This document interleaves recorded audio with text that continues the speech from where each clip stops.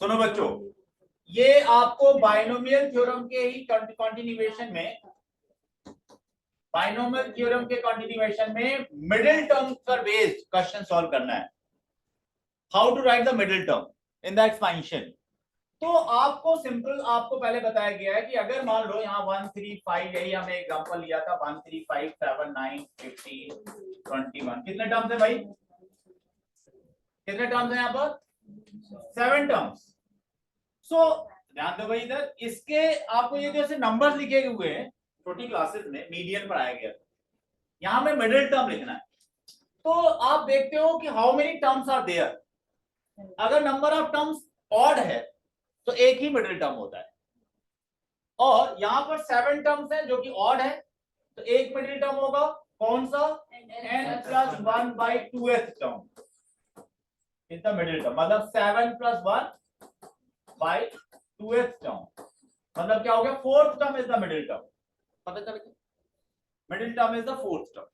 और अगर number of terms even हो, फिर मान लीजिए यहां पर अब हमारे पास 8 टर्म्स है, नंबर ऑफ टर्म्स इवन है तो दो मिडिल टर्म्स होते हैं, कौन कौन सा?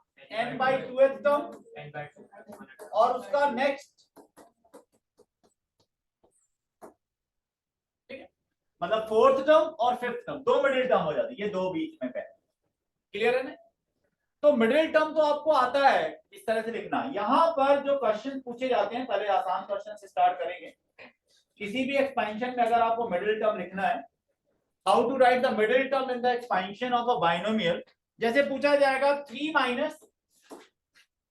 x³ की power 7, you have to write the middle term in the expansion of this। शब्द बताओ, मिडिल टर्म कौन सा होगा बेटा? इसके एक्सपेंशन में कौन सा टर्म मिडिल टर्म होगा? पहले देखो, 4th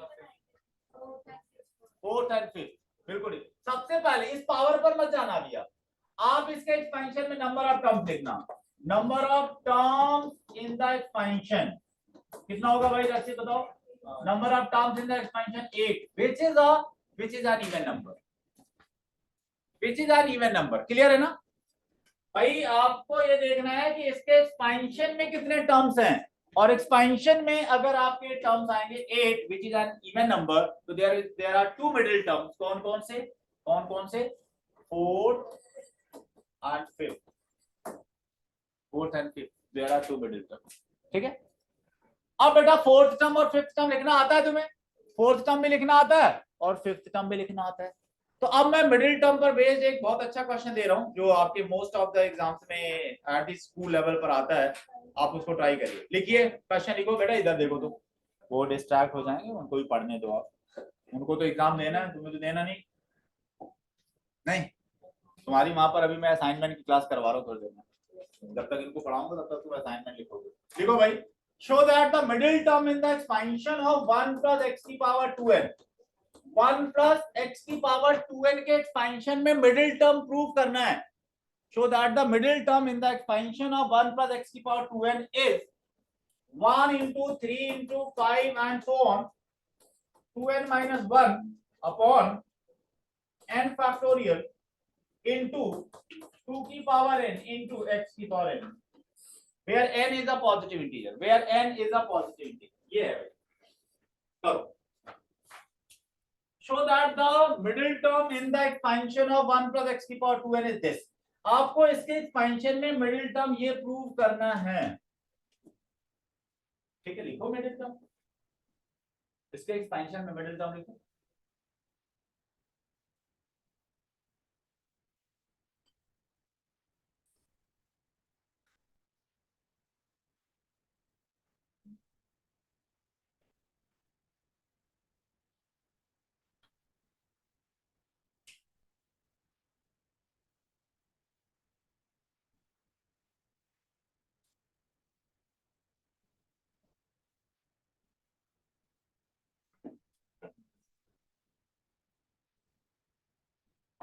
तो सुनो बच्चों, आपको पता है कि अगर यहां पर पावर 2n है, नंबर ऑफ टर्म्स कितने होंगे? Number of terms in the expansion क्या आएगा? 2n + 1। अगर n पॉजिटिव इंटीजर है तो 2n प्लस 1 ऑलवेज ऑड आएगा, पता है ना। 2n इवन होता है तो 2n प्लस 1 क्या होगा, ऑड।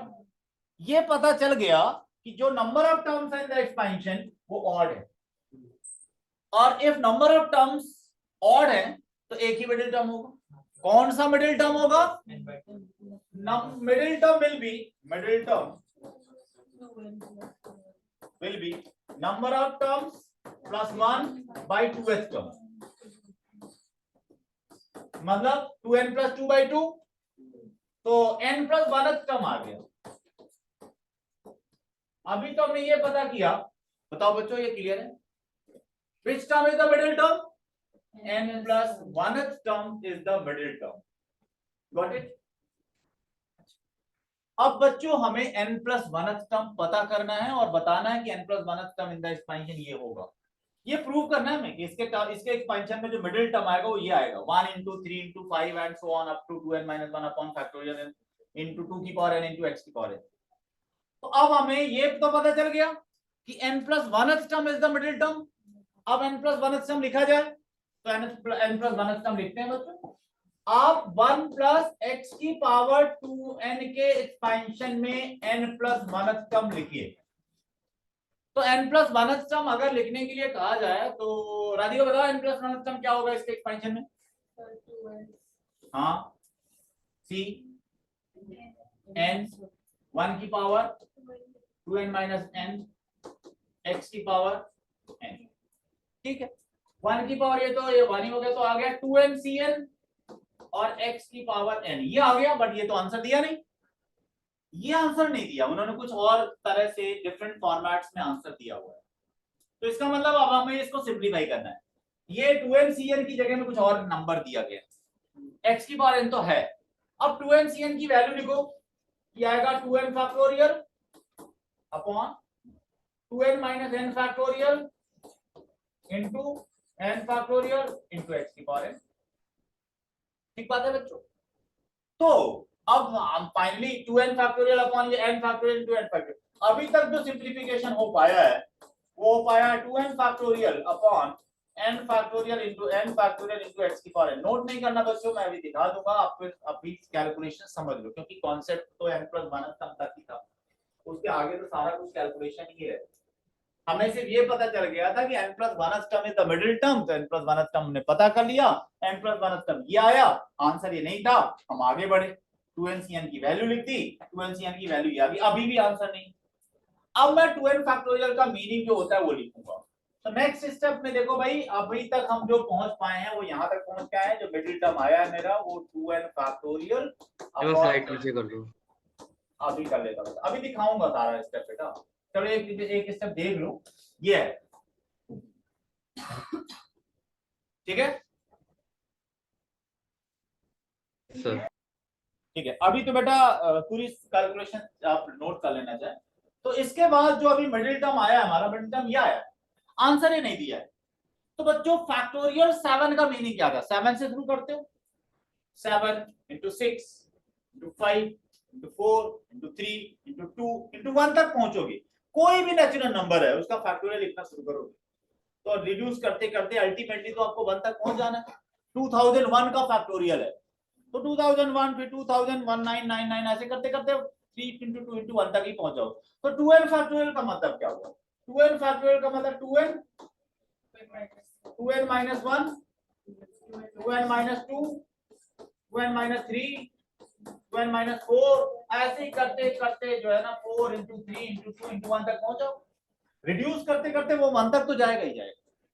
और x की power n upon factorial n into factorial n, ये बात भी क्लियर होगी। क्लियर है बच्चों। अब एक काम करने वाले हैं हम, ये जो 2n है 2n minus 2 है 2n minus 4 है 4 है 2 है, मतलब ये इवन वाले जो ये वाले ऐसे टर्म तो एक साथ लिखने वाले 2n 2n minus 2 2n minus 4, इनको मैं एक साथ लिखने वाला हूं। 2n minus 1 2n minus 3 2n minus 5 3 और 1 ये एक साथ लिखने वाला हूं। तो देखो ये काम किया हमने, समझना, नोट नहीं करना। 2n into 2n minus 2 into 2n minus 4, ऐसे चले जाओ 4 इंटू 2, ये एक साथ लिख दिया मैंने, इंटू बच क्या गया, बच गया 2n minus 1 into 2n minus 3, और ऐसे चलते जाओगे इंटू लास्ट में 3 इंटू 1 बच जाएगा, इंटू एक्स की power n upon factorial n into factorial n। ये बात क्लियर है? इसी प्रोडक्ट में कुछ नंबर को एक साथ लिख दिया, कुछ को एक साथ लिख दिया। वो कौन से एक साथ लिखा मैंने? 2n माइनस 2 इवन वालों को, 2n माइनस 4 और फिर 4 और 2, फिर 1 इंटू 3 इंटू ऐसे करते हुए 2n minus 3 into 2n minus 1 वालों को अलग कर दिया। ये सब ऑड हो गया, ठीक है। मैं मल्टीप्लिकेशन है, ये रिवर्स करके भी प्रोडक्ट लिखूं तो कोई फर्क, 4 इंटू 3 इंटू 2 इंटू 1 लिखूं या 1 इंटू 2 इंटू 3 इंटू 4 लिखूं, कोई फर्क नहीं पड़ता। इस वाले को तो मैं रिवर्स करके लिखूंगा। यहां पर पहले वाले जो प्रोडक्ट है, यहां देखो 2 कॉमन है, यहां भी 2 कॉमन है, यहां भी 2 कॉमन है, तो जितने भी टर्म्स है सब में 2 कॉमन है, ठीक है ना। तो नेक्स्ट स्टेप में पहले ले जाते हैं इसको। अभी तक आप पहुंच गए हो 2n minus 2, 2n minus 4 and 4 into 2, और ये है हमारा 1 into 3 into 5 and 2n minus 1, वो रिवर्स करके लिख दिया 2 की सॉरी x की पावर n, x की पावर n, x की पावर n अपॉन में फैक्टोरियल n इंटू फैक्टोरियल, ये लिखा हुआ था नेक्स्ट पहले वाले पे। अब बच्चों करना ये है, यहां से 2 कॉमन ले रहा हूं, यहां से 2 कॉमन लूंगा, नहीं तो 2 इंटू n है ये, यहां पर आएगा 2 इंटू n माइनस 1, यहां से 2 कॉमन लूंगा तो n माइनस 2, और यहां से 2 इंटू 2 लिख दूंगा, 2 इंटू 2 और फिर ये 2 कॉमन आ जाएगा, इंटू 1 हो जाएगा। ये तो पूरा ब्रैकेट एज इट इज आएगा, x की power n upon factorial n into factorial. एक बात बताओ बच्चों, ये 2 कितने बार मल्टीप्लाइड है? ये n टर्म से ही है, ये 2 यहां भी कॉमन था, यहां भी 2 कॉमन था, यहां भी 2 कॉमन था, सभी में 2 2 कॉमन लोगे तो 2 कितनी बार मल्टीप्लाइड है? n times. तो अगर मैं इनको 2 इंटू 2 इंटू 2 इसको लिखूंगा तो 2 की पावर n हो जाएगा। यहां बच क्या गया? n, ये क्या बच गया? n माइनस 1, ये क्या बच गया? n माइनस 2, और ऐसे चलते चलते आप 2 इंटू 1 तक पहुंच जाते हैं। और ये क्या लिखा हुआ है? ये 1 इंटू 3 इंटू 5 और 2n माइनस 1 तक लिखा हुआ है, और x की power n upon factorial n into factorial n ये लिखा हुआ है। ये क्या है? Factorial n। इस फैक्टोरियल से एक फैक्टोरियल कैंसिल आउट हो जाएगा, आपका जो आंसर है वही आ जाएगा। ठीक बात है ना। तो अब आप आ जाओ ओरिजिनल, उसमें आपको खुद करना है। क्वेश्चन ये है, ये पेपर में आता है, जिनके भी स्कूल में दिया जाएगा ये चैप्टर, तो उसमें प्रूव करने के लिए जनरली वो देते हैं। क्वेश्चन ये है बच्चों, इन the expansion of 1 plus x की power 2n you have to prove that the middle term is 1 into 3 into 5 and up to 2n minus 1 into 2 की पावर n into x की पावर n upon factorial, ये prove करना है। सबसे पहले आपको बताया गया कि इसके एक्सपेंशन में टर्म्स कितने होंगे, 2n plus 1, जो कि एक ऑड नंबर है because n is a positive integer. तो ये 2n plus 1 ऑड नंबर है। अगर number of terms in the expansion odd है तो एक ही मिडिल टर्म होता है। कौन सा मिडिल टर्म होता है? Number of terms plus 1 by 2h term, मतलब ये आ गया n plus 1th term. n plus 1th term is the middle term, ये क्लियर हो गया था? ओके भाई। और इसके बाद हमने n plus 1th टर्म लिखा, इसके एक्सपेंशन में n plus 1th टर्म लिख दिया, सिंप्लीफाई किया, यहां तक पहुंच गए। आंसर तो था नहीं, ये आगे बढ़े, ये तो आंसर नहीं है, तो इसका 2n फैक्टोरियल का मीनिंग लिखा, 2n फैक्टोरियल का मीनिंग लिखा। यहां पर मीनिंग लिखने के बाद एक स्टेप है जो ध्यान देना है, इवन वाले टर्म्स को एक साथ, ऑड वालों को एक साथ, ये काम आप ध्यान रखोगे तो फिर आगे काम हो जाएगा। अब चाहो नोट कर, हाँ बेटा, ये पूरा चलता क्या गया। और इनटू में जो था ये देखो, यहाँ से 2n 2n minus 1 2n minus 2, ये तो कम कम करते हुए 4 इंटू 3 इंटू 2 इंटू 1 तक है, ठीक है ना। चाहोगे तो 1 तक ही ना, कोई भी नंबर ले लो बहुत से बड़ा, तो आप एंड तो करोगे 1 पर, तो चलते क्या चले, मैंने बहुत से टर्म तो लिखे नहीं, 4 इंटू 3 इंटू 2 इंटू 1 बार बार लिख दिए।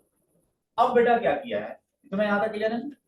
अब इवन वालों को एक साथ लिख दिया, ऑड वालों को एक साथ लिख दिया, ठीक है, ये आपके अलग हो गए।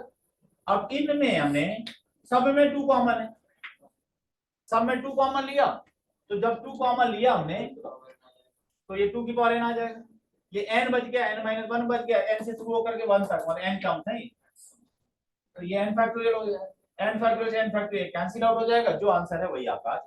यहाँ वाला टर्म मैंने लिखा नहीं था, ये वाला गॉट इट, कर ले जाओगे। अब तो बाइनोमियल का भी टेस्ट होना है तुम्हारा। अब भाई देखो, binomial theorem, sequence and series और लिमिट्स एंड डेरिवेटिव, अभी रिसेंटली ये चैप्टर हुए हैं आपको। अब कोऑर्डिनेट ज्योमेट्री का स्ट्रेट लाइन चल रहा है, जिन बच्चों का अभी स्ट्रेट लाइन नहीं शुरू हुआ, ट्यूसडे से स्टार्ट हो जाएगा, ठीक है ना। कोऑर्डिनेट ज्योमेट्री एक वन गो में होगी, कुछ एक्स्ट्रा क्लासेस प्लान कर ली जाएंगी और कोऑर्डिनेट खत्म किया जाएगा। फिर इसके बाद में प्रोबेबिलिटी और स्टैट्स और 3D छोटे छोटे टॉपिक्स है वो पढ़ाए जाएंगे। देन आपको वर्कशीट्स और एडवांस लेवल के क्वेश्चंस कराए जाएंगे। अभी हमारे पास टाइम है, फाइनल एग्जाम तक सब हो जाएगा, ठीक है भाई। अब क्वेश्चन और किए, मिडिल टर्म इज डन, पूछो। 2 क्यों है, बिल्कुल ठीक है बेटा। 2 जो है यहाँ भी है, यहाँ भी है, ये ना क्या हमें कैसे पता है n टर्म्स है? देखो ऐसा होता है कि हमारे पास टोटल जो है कितने टर्म्स है, हमारा यहां से शुरू करो, देखो 2n से शुरू है, 2n से 1 तक गए हैं तो मतलब 2n टर्म्स हैं। जब इवन वालों को अलग कर दोगे, n वालों ऑड वालों को अलग, तो n टर्म्स डिवाइड हो रहे हैं, वो n टर्म्स इधर आ रहे हैं, n टर्म्स उधर जा रहे हैं। तो ये आप यहां से भी आइडिया लग जाएगा। यहां से जब 2 कॉमन लोगे तो n बच गया, यहां से 2 कॉमन लोगे तो n-1 बच गया। n से शुरू होकर के देखो 1 तक जा रहे हो ना, 1 से लेकर के n तक तो टर्म्स तो n हो जाएगा, n हो गया टर्म। और बेटा ईच टर्म में जैसे 2n है, 2n-2 है, तो सब में 2 कॉमन है, तो 2 into 2 into 2 into 2 कितनी बार मल्टीप्लाइड हुआ, n टाइम। तो 2 को 3 बार मल्टीप्लाई कर दो 2 क्यूब, 4 टाइम मल्टीप्लाई कर 2 की पावर 4, n टाइम्स मल्टीप्लाई करोगे तो 2 की पावर n आ गई। Got it. और कोई डाउट है किसी को बच्चों? हाँ पूछे सर, इस सब की एप्लीकेशन क्या है? उसका तो एक अलग से लेक्चर है बेटा, नहीं उसका तो हमारा एक हमने रिकॉर्ड किया हुआ है, वो हम लेक्चर सुनाएंगे आपको एप्लीकेशन, ठीक है। तो वही नेक्स्ट पार्ट पे आते हैं। नेक्स्ट पार्ट में नेक्स्ट पे दिखा है, नेक्स्ट पे तो यही है प्रीवियस। हां प्रीवियस, नहीं नहीं ऐसा नहीं है, उस पर पूरा लेक्चर बनाया गया। तो ये समझाने के लिए कोई अभी कुछ बता नहीं सकता मैं, वो पूरा लेक्चर सुनना पड़ेगा।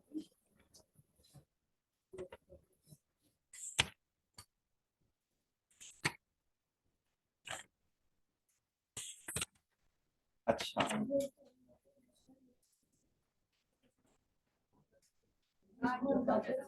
हाँ यार देखो यार, अब मेरे तो अभी मेरी क्लास रिकॉर्ड हो रही है, ऐसी बातें मत बोलो यार। कोई एजुकेशन सिस्टम के खिलाफ मैं बोल दूं कि तुम वो मेरा वीडियो दिखाओ, वायरल कर दो, हैं मुझे जेल भिजवाना चाहते हो? हैं मतलब ऑनलाइन क्लास में रिकॉर्डिंग हो रही हो, यूट्यूब में अपलोड होगा, वहां तुम लोग कुछ मुझसे बोलवाना चाहते हो? राधिका प्रोवोक कर रही है सर, इसका यूज क्या, एप्लीकेशन बताओ। हाँ तुमने बहुत अच्छा क्वेश्चन, मैं उसको ऑफलाइन क्लास में बताऊंगा। हटा दो भाई, आप ऑफलाइन नहीं बताओ, चुप रहो, ऐसा थोड़ा बताऊंगा। अब बच्चों एक क्वेश्चन लिखो, find the fourth term, find the fourth term from the end in the expansion of, ये भी क्वेश्चन पूछा जा सकता है, find the fourth term from the end। ये आपका एपी में भी ऐसा क्वेश्चन बना करता था, स्टार्टिंग से 7th टर्म बताओ, लास्ट से 7th टर्म बताओ, आता था ना। from fourth term from the end in the expansion of, in the expansion of 3 upon x square minus x cube upon 3 whole to the power 9 whole to the power 9। तो बच्चों पहले आप अपने जो भी आपके पास नॉलेज है उसको यूज करते हुए बताओ कि अगर मुझे from the and fourth term बताना है तो कौन सा टर्म होगा? कहां से, स्टार्टिंग से? नहीं, स्टार्टिंग से 6 होगा। स्टार्टिंग से 6th term sir 7th term होगा लास्ट से 4th।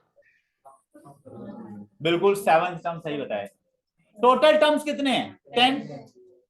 और अगर 10th टर्म है, 10 टर्म्स है ना लास्ट से, 10 टर्म टोटल है और लास्ट से 4 चाहिए, तो 10 माइनस 4 प्लस 1 करोगे तब आपका आएगा बिगिनिंग से। तो 7th टर्म इज अरे भाई लिख करके देख लो 1 2 3 4 5 6 7 8 9 10 ये लास्ट से 4th टर्म कौन सा है? क्लियर हो गई ना? तो अगर आपको टोटल टर्म्स पता हो n प्लस 1 टर्म्स है और n से 3rd टर्म चाहिए तो टोटल में से 3rd माइनस करो प्लस 1 करोगे तब पहुंचोगे आप। 4 माइनस कर दोगे तो यहां पर आ जाओगे आप। उसका नेक्स्ट चाहिए आपको। तो एक तरीका ये है कि आप पता कर लो कि क्योंकि लास्ट से कोई टर्म लिखना हमें नहीं आता है, हम स्टार्टिंग से कोई टर्म लिख सकते हैं। फ्रॉम द बिगिनिंग कोई भी टर्म लिखना सिखाया गया है। तो आपको ये पता चल गया कि 4th term from the end is equal to 7th term from the beginning. From the beginning 7th term from the beginning और वो क्या आएगा 9c 6 और 3/x² की पावर क्या आएगा भाई 3 और -x³ की पावर क्या आएगा 6। ये क्लियर हो गया? अब मैं आपको एक और तरीका बताने वाला हूं जिससे आप ये काम जो अभी आपने दिमाग लगाया था कि भाई लास्ट से जो 4th टर्म होगा वो स्टार्टिंग से कौन सा टर्म होगा, ये इसकी जरूरत नहीं पड़ेगी। वैसे इस मेथड से भी आप कर सकते हो, पर एक क्वेश्चन आपकी एनसीईआरटी बुक में है, जो मेथड मैं बताऊंगा उससे करोगे तो आपके कैलकुलेशंस आसान हो जाएंगे। ठीक है, बताया जाए भाई कि अगर मुझे फ्रॉम द एंड कोई भी टर्म बताना है तो क्या करते हैं, किसी भी बाइनोमियल में, यही बाइनोमियल ले लेते हैं 3 बाई क्या था बाइनोमियल भाई 3/x² माइनस x³ 3 की पावर 9। इसके एक्सपेंशन में लास्ट से हमें 4th टर्म चाहिए। लास्ट से कौन सा टर्म चाहिए 4th term from the and. From and 4th term from and अगर मुझे चाहिए तो हम क्या करेंगे बच्चों, एक और तरीका है, जो भी बाइनोमियल दिया गया है उसके टर्म्स को स्वैप कर दो, इंटरचेंज कर दो।